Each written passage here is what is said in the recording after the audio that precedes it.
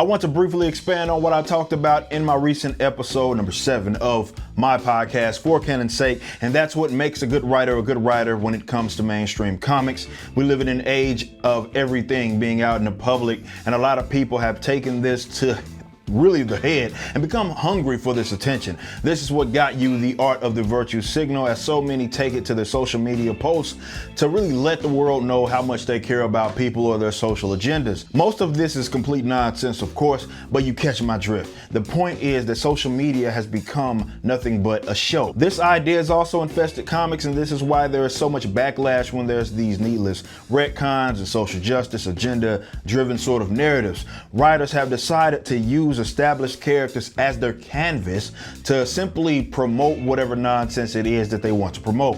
So sexual identity, BS diversity, and tokenism, and feminism, and such have really taken primary focus over actual legitimate storytelling. This is what got you Gay Iceman, Jane Foster's Thor, and 56 reboots of Captain Marvel. Because these people are artists, you may think using these characters as their canvas is a good thing, but there are limits, and being able to recognize this is what separates the good writers from the bad current writers. It seems now more than ever, writers are more about chasing this clout and their social agendas, and this isn't a positive thing. That's what bad writers do. Bad writers see mainstream comics as just their opportunity to push their nonsense. They know it'll get seen, but a good writer does no such thing. A good writer recognizes that he did not create this character. He knows that there's a legacy, there's continuity with the character they are picking up. He doesn't ignore it, he acknowledges it and tells a new story. In other words, he writes a new tale that still feels like the character.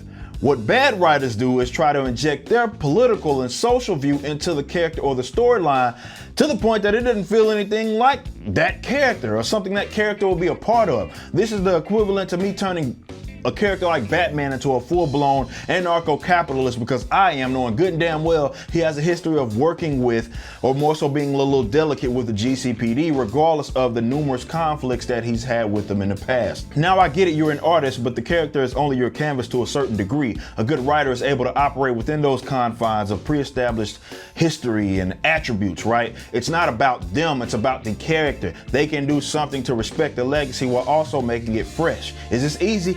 Absolutely not. That's the point that I'm making. This is an oversaturated market with books nobody cares about, that is oversaturated with artists that are the result of signaling and diversity hires and cronyism. Unfortunately, the quality of comics continues to decrease, even though we live in an age where superhero film and TV are just popping. Everybody's looking forward to them.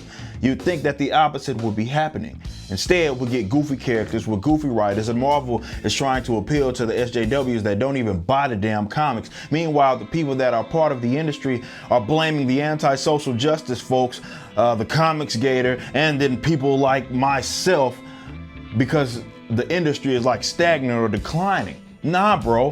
What mainstream comics need to do is get back to the essence. We don't need 76 Spider-Man, and nobody cares about your diversity efforts. Trim the fat, hire the writers that actually want to put the effort in learning about this character and telling a brand new story based on just that.